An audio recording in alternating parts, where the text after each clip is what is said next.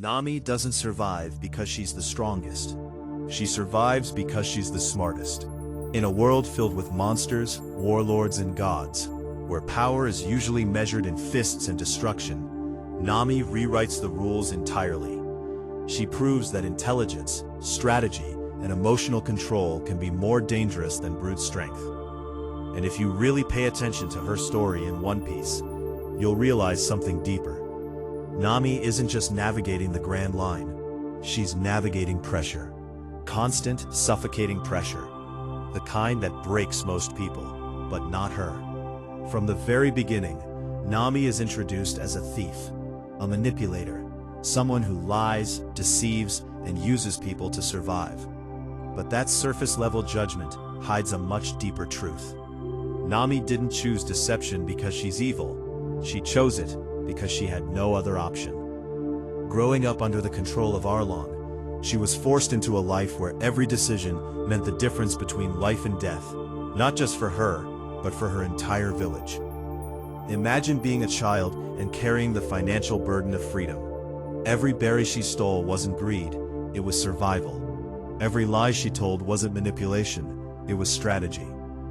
And this is where her intelligence is born, not in comfort, but in pressure. What makes Nami so fascinating is that her intelligence isn't just intellectual, it's situational. She reads people like maps. She understands intentions before they're spoken. When she meets Monkey D. Luffy, she immediately recognizes something different. Not just strength, but unpredictability. And instead of resisting it, she adapts to it. That's Nami's true power, adaptability. She doesn't try to control chaos, she learns how to move within it. While others charge into battle, Nami calculates outcomes. She measures risk. She asks the question most characters ignore. How do I survive this? And survival for Nami is an art form. Look at how she handles conflict.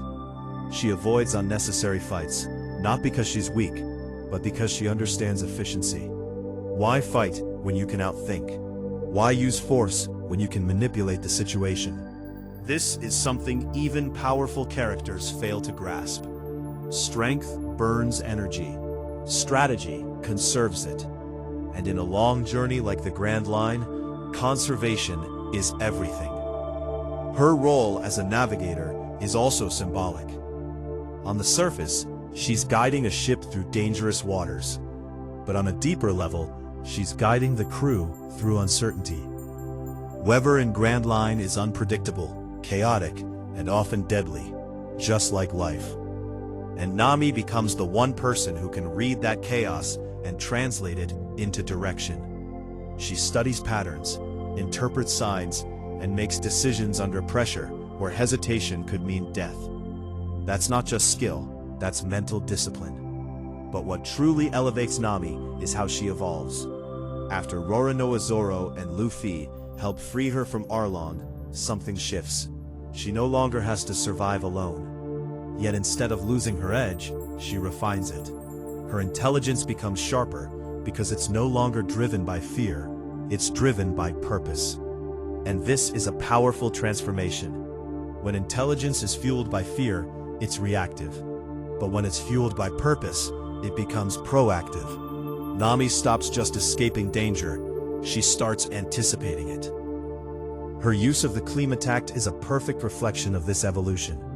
It's not a weapon of brute force, it's a tool of precision. Weather manipulation requires understanding, timing, and control. It's science blended with instinct, and that's exactly who Nami is, a balance between logic and intuition. While others rely on raw power, she creates power through knowledge.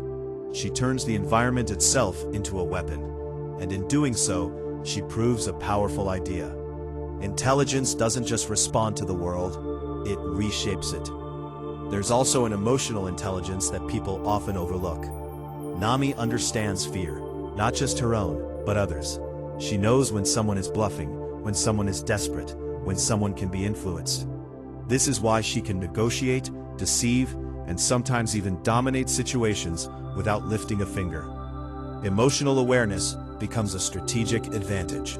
And in high-pressure environments, that awareness can be the difference between winning and losing.